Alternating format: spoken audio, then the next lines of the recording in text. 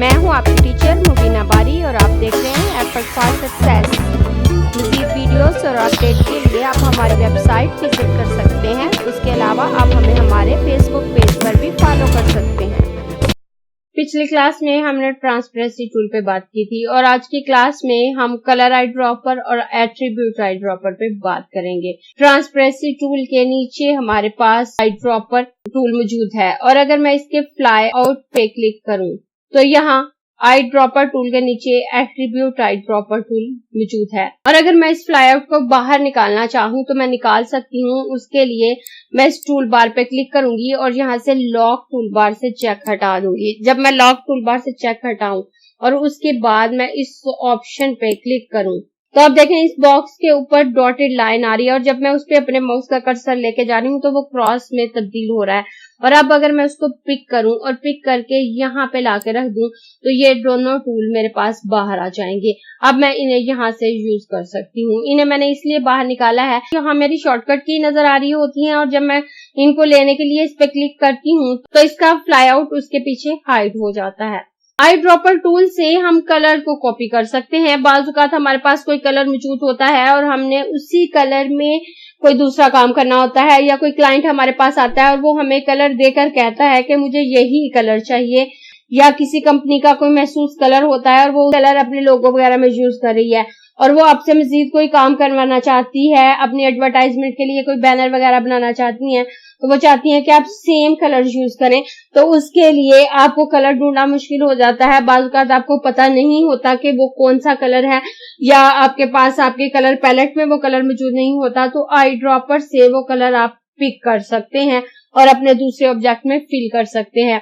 फिलहाल मैं यहाँ से एक रेक्टेंगल ड्रॉ कर लेती हूँ और उसमें ग्रीन कलर फिल कर देती हूँ और ग्रीन कलर फिल करने के बाद अगर मैं अपने कीबोर्ड से कंट्रोल की प्रेस करते हुए इस पे थोड़ी देर होल्ड रखूं तो आप देखें इस तरह का पैनल मेरे पास आएगा। यहाँ मैं इसके डिफरेंट शेड सिलेक्ट कर सकती हूँ जो कि मेरे पास पैलेट में मौजूद नहीं है।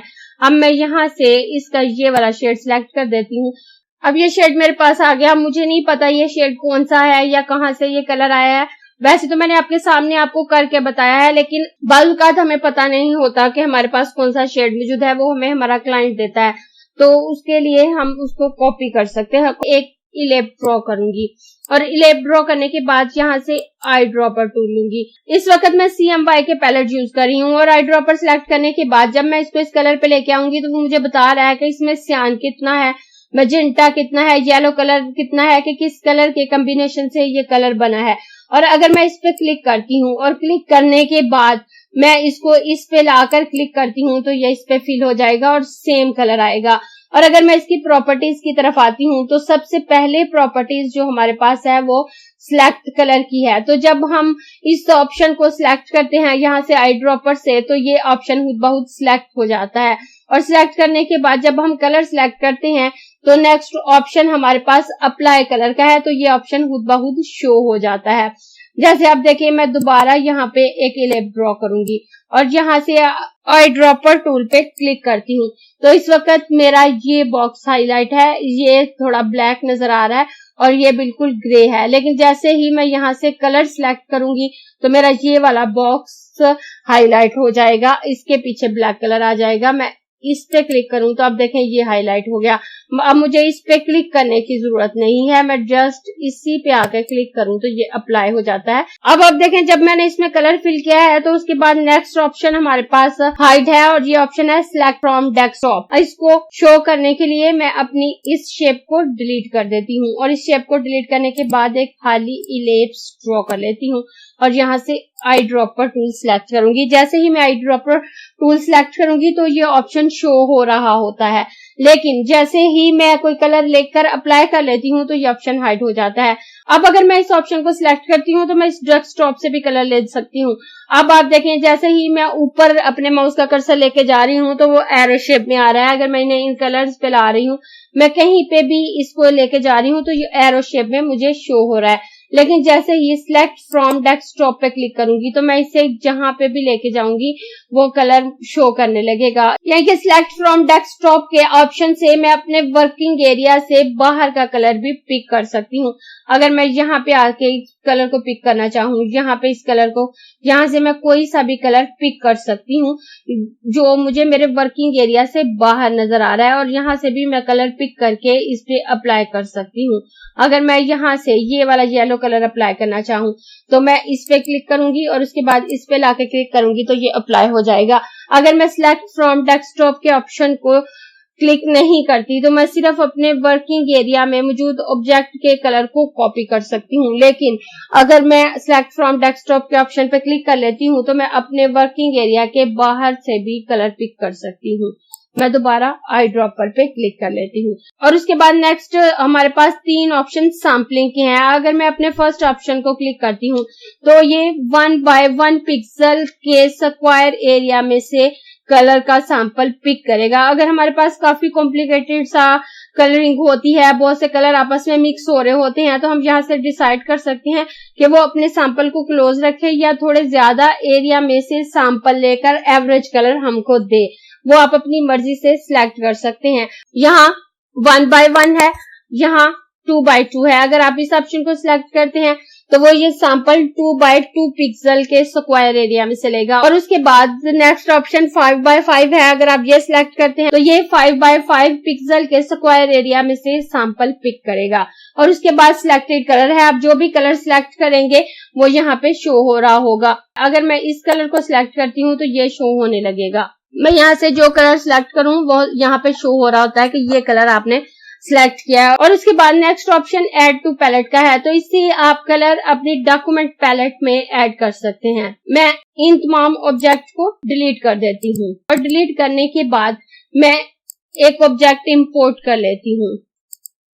मैं इस फ्लावर का इमेज इंपोर्ट कर लेती हूँ और इंपोर्ट करने के बाद मैं इसकी एक कॉपी ले लेती हूँ और अपने इस पैनल को उठा के यहाँ रख लेती हूँ। अब सपोज करें कि ये फ्लावर्स हमें हमारे कस्टमर ने दिया है और उसने हमसे डिमांड की है कि हम अपने प्रोजेक्ट में जो भी कलर यूज करें वो इसी फ्लावर में से लें, इसके अलावा कोई कलर हम यूज ना करें।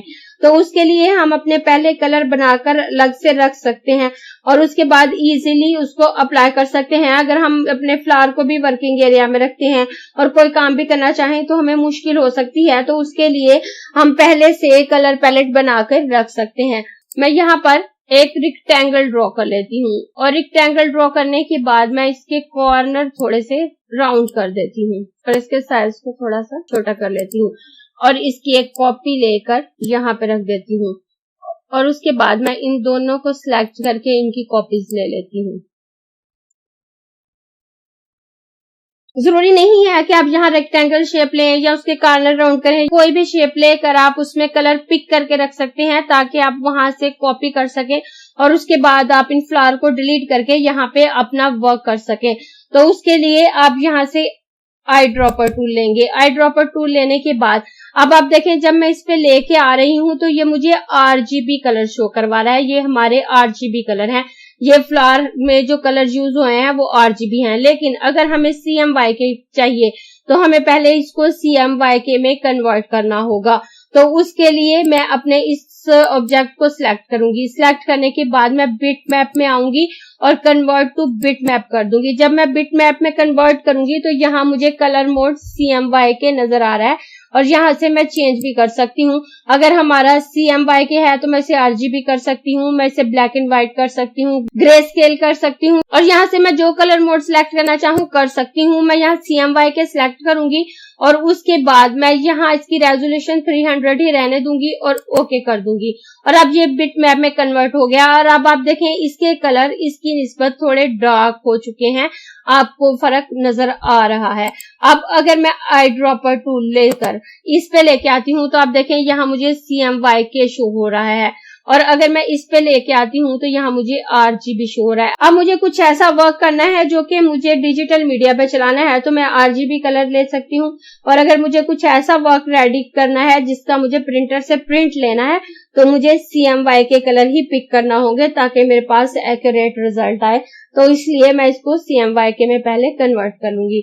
इसको CMYK में कन्वर्ट करने के बाद मैं इनको सिलेक्ट करके इनके साइज को थोड़ा सा बड़ा कर लेती हूँ ताकि वाज़ेह नजर आ सके, और इनको सिलेक्ट करके इनके साइज को भी थोड़ा बड़ा कर लेती हूँ। और बड़ा करने के बाद मैं यहाँ से आई ड्रॉपर टूल सिलेक्ट करूंगी और यहाँ से ये ग्रीन कलर पिक कर लेती हूँ। अगर मैं इसको इसके दरमियान में लेके आऊं तो आप देखें स्क्वायर हाली बॉक्स मुझे नजर आ रहा है।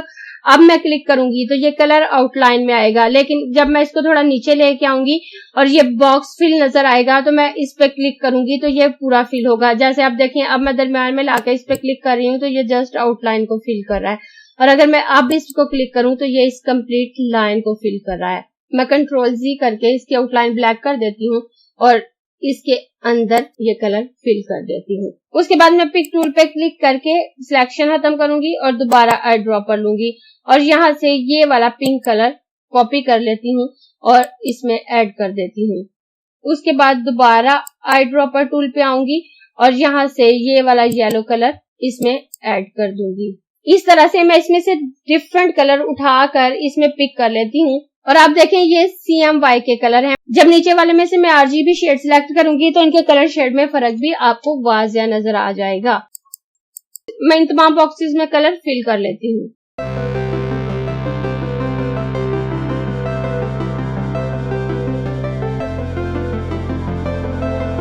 अब सपोज करें मुझे इस फ्लावर में से जितने कलर चाहिए थे वो मैंने पिक कर लिए और उसके अलावा मुझे इसमें से कोई मजीद कलर नहीं चाहिए। और उसके बाद अब मैं नीचे आऊंगी, यहाँ से मैं आई ड्रॉपर सिलेक्ट करूंगी और अब आप देखें जैसे मैं यहाँ से येलो कलर पिक करके इसमें फिल करूं तो आप देखें इसके शेड में और इसके शेड में आपको फर्क नजर आ जाएगा। उसके बाद मैं दोबारा आई ड्रॉपर सिलेक्ट करूंगी और यहाँ से ये पिंक कलर यहाँ पे फिल करूंगी तो ये शेड और ये शेड आपको नजर आ रहा है। RGB कलर ज्यादा ब्राइट होते हैं और CMYK कलर थोड़े डार्क होते हैं। RGB और CMYK में क्या फर्क है उसके लिए मैं ऑलरेडी एक वीडियो बना चुकी हूँ, उसका लिंक भी मैं आपको दे दूंगी। अगर आपने मेरी वो वीडियो नहीं देखी तो आप देखकर RGB और CMYK के फर्क को अच्छे से समझ सकते हैं। अब मैं इन तमाम बॉक्सेस को भी फिल कर लेती हूँ।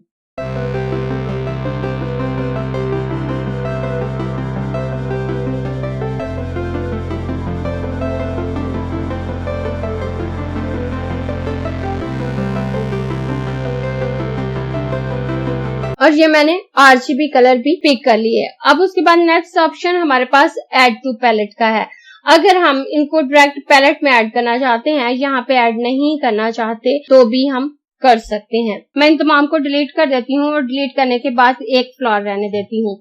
और उसके बाद नेक्स्ट ऑप्शन हमारे पास ऐड टू पैलेट है।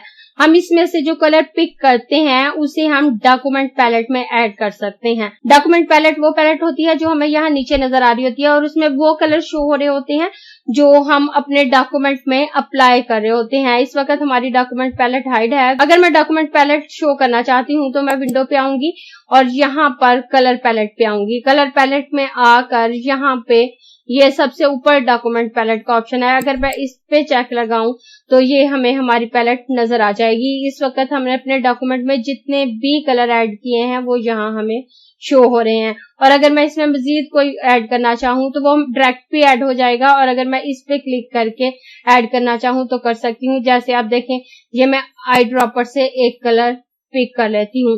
सबसे लास्ट पे यहाँ हमारे पास मैरून कलर शो हो रहा है और मैं यहाँ से येलो कलर पिक कर लेती हूँ। ये कलर मैंने पिक किया है, यहाँ पे ऐड नहीं हुआ, यहाँ पे हमें सिलेक्शन शो हो रही है। अगर मैं ऐड टू पैलेट पे क्लिक करूंगी तो आप देखें ये यहाँ पे ऐड हो गया। हम जहाँ बॉक्स बनाकर उसमें ना रखना चाहें तो यहाँ पैलेट में भी ऐड कर सकते हैं। अब ये लास्ट पे येलो कलर है। अब अगर मैं यहाँ से ग्रीन कलर सिलेक्ट कर लेती हूँ और जब मैं सिलेक्ट करूंगी तो वो यहाँ ऐड नहीं होगा, यहाँ शो हो रहा है। और जब मैं ऐड टू पैलेट पे क्लिक करूंगी तो वो यहाँ शो होने लगेगा। इस तरह से आप डिफरेंट कलर ऐड कर सकते हैं और अपने डॉक्यूमेंट में यूज कर सकते हैं। उसके बाद मैं इस फ्लावर को सिलेक्ट करके डिलीट कर देती हूँ और डिलीट करने के बाद नेक्स्ट ऑप्शन हमारे पास एट्रीब्यूट आई ड्रॉपर का है। ये बहुत ही जबरदस्त टूल है और इससे आप बहुत ज्यादा काम ले सकते हैं। बाजुकात आपने कोई इफेक्ट अप्लाई किए हैं और उसपे बहुत मेहनत होती है जब आप कोई इफेक्ट अप्लाई करते हैं। अगर आपने कोई भी इफेक्ट अप्लाई किया है और उसके बाद आप उसको अप्लाई करना चाहते हैं और दोबारा वो मेहनत नहीं करना चाहते जो आपने उस इफेक्ट को क्रिएट करते हुए की थी, तो आप एट्रीब्यूट आई ड्रॉपर से कर सकते हैं। जैसे आप देखें, यहाँ से मैं एक रेक्टेंगल ड्रॉ कर लेती हूँ और रेक्टेंगल ड्रॉ करने के बाद मैं इसमें येलो कलर कर देती हूँ और उसके बाद मैं यहाँ से एक्सट्रूड टूल लूंगी और इस पे एक्सट्रूड अप्लाई कर दूंगी। अब देखें, इसमें मैंने एक्सट्रूड अप्लाई कर लिया। एक्सट्रूड टूल से हम 3D ऑब्जेक्ट क्रिएट करते हैं। अब अगर मैं इसी को कॉपी करना चाहती हूँ तो कर सकती हूँ। यहाँ मैं एक और रेक्टेंगल ड्रॉ करूंगी और इसमें मैं ग्रे कलर फिल कर देती हूँ और यहाँ से इंटरेक्टिव फिल लेकर इसमें फिलिंग कर देती हूँ। मैं यहाँ पर ब्लैक कलर फिल करूंगी, यहाँ पे भी ब्लैक कलर फिल करूंगी, यहाँ पे व्हाइट, उसके बाद यहाँ दरमियान में लाइट ग्रे कलर फिल करूंगी। उसके बाद मैं इनको थोड़ा सा एडजस्ट कर लेती हूँ और इसकी आउटलाइन को नन कर देती हूँ। अब आप देखें, इससे मैंने कलर से इफेक्ट अप्लाई किए हैं और इस पे मैंने एक्सट्रूड इफेक्ट अप्लाई किए हैं। अब अगर मैं इनको कॉपी करना चाहती हूँ तो मैं एट्रीब्यूट आई ड्रॉपर से कर सकती हूँ। मैं यहाँ पर एक रेक्टेंगल ड्रॉ कर लेती हूँ और यहाँ पे भी एक रेक्टेंगल ड्रॉ कर लेती हूँ और ड्रॉ करने के बाद एट्रीब्यूट आई ड्रॉपर पे आऊंगी तो यहाँ सबसे पहला ऑप्शन हमारे पास वही है, सिलेक्ट टू ऑब्जेक्ट एट्रीब्यूट। कि हमने जिस ऑब्जेक्ट को सिलेक्ट करना है उस पर क्लिक करेंगे और उसके बाद मैं इसकी प्रॉपर्टीज की तरफ आऊंगी। तो सबसे पहले प्रॉपर्टीज में हमारे पास आउटलाइन, फिल और टेक्स्ट है। तो अगर हम आउटलाइन, फिल और टेक्स्ट तीनों पे चेक लगा के रखते हैं तो जिस भी ऑब्जेक्ट को हम कॉपी करना चाहेंगे, जिसका भी हम सैंपल लेंगे, उसकी आउटलाइन भी कॉपी हो जाएगी, उसकी फिल भी कॉपी हो जाएगा और उसका टेक्स्ट भी। लेकिन अगर इनमें से किसी ऑब्जेक्ट पे से हम चेक हटा देते हैं तो वो प्रॉपर्टी कॉपी नहीं होगी। अगर हम आउटलाइन पे से चेक हटा देते हैं तो जस्ट फिल कॉपी होगा, आउटलाइन नहीं। और अगर हम आउटलाइन पे से चेक हटा देते हैं तो वो आउटलाइन कॉपी नहीं होगी। तो बेहतर यही है कि आप इन तीनों पे चेक लगा रहने दें ताकि आप कुछ भी कॉपी करें वो इजीली अप्लाई हो जाए। और उसके बाद नेक्स्ट ऑप्शन ट्रांसफॉर्मेशन का है। तो यहाँ साइज है, रोटेशन है और पोजीशन है।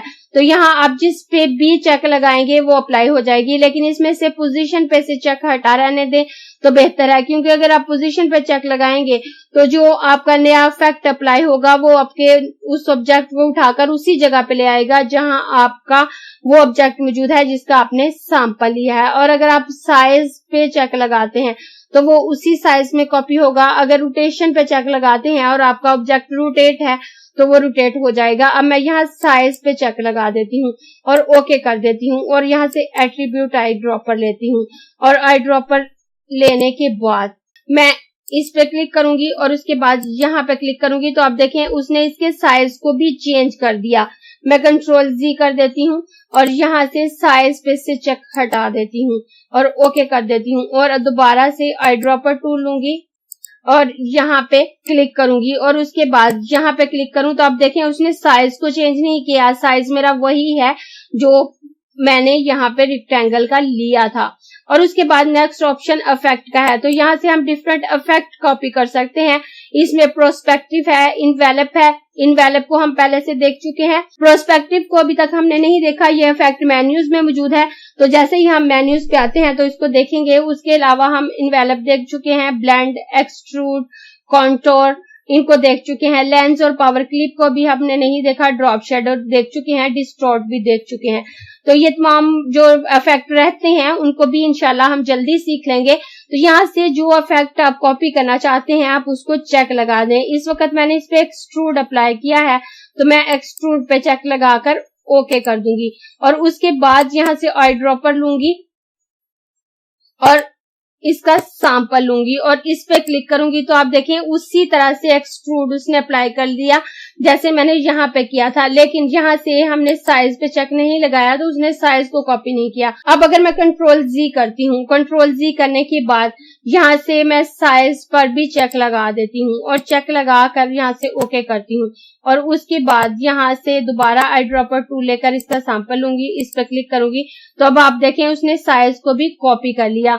अब आपको पता है कि आपने क्या इफेक्ट अप्लाई किए हैं। अगर आपने ब्लेंड टूल यूज किया है, इन्वेलप यूज किया है, लेंस लगाए हैं, कोई भी इफेक्ट अप्लाई किया है या ड्रॉप शेडो अप्लाई किया है उसको भी आप कॉपी कर सकते हैं। कलर आई ड्रॉपर टूल से आप जस्ट कलर को कॉपी कर सकते हैं, जबकि एट्रीब्यूट आई ड्रॉपर के टूल से आप साइज को कॉपी कर सकते हैं, आप रोटेशन कॉपी कर सकते हैं, अगर आपने कोई भी इफेक्ट अप्लाई किया है उसको कॉपी कर सकते हैं। यहाँ इन तीनों ऑप्शन की सेटिंग से आप देख सकते हैं कि आपने क्या करना है। प्रॉपर्टीज के ऑप्शन में आउटलाइन, फिल और टेक्स्ट, इन तीनों पे चेक लगा रहने दें, इनमें से किसी पे से चेक ना हटाएं। उसके बाद ट्रांसफॉर्मेशन में पोजीशन पे चेक ना लगाएं। अगर आप पोजीशन पे चेक लगाएंगे तो आपका वो ऑब्जेक्ट उसी जगह पे चला जाएगा जहां पे आपका पहला ऑब्जेक्ट है। जैसे मैं कंट्रोल जी करती हूँ और कंट्रोल जी करने के बाद यहाँ से अब मेरा साइज पे से चेक हटा देती हूँ और उसके बाद पोजीशन पे चेक लगाकर ओके करूंगी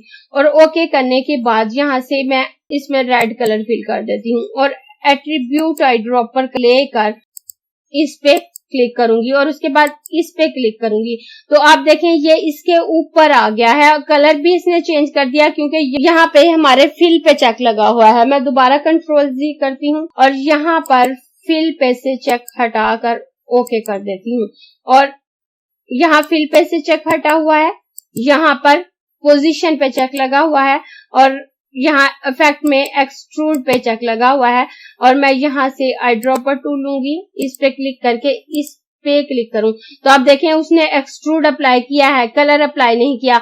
अगर आप कलर चेंज करना चाहते हैं, आपके ऑब्जेक्ट में नया कलर है और आप पुराना कलर अप्लाई नहीं करना चाहते तो आप यहाँ कलर पे से चेक हटा सकते हैं। अब अगर मैं पिक टूल से इसको उठाकर यहाँ साइड पे रखूं तो आप देखें पहले वाला ऑब्जेक्ट यहाँ पे मौजूद है। अब यहाँ अपनी मर्जी से सेटिंग कर सकते हैं कि आपको किस किस्म की सेटिंग चाहिए और आप किस किस्म का वर्क करना चाहते हैं।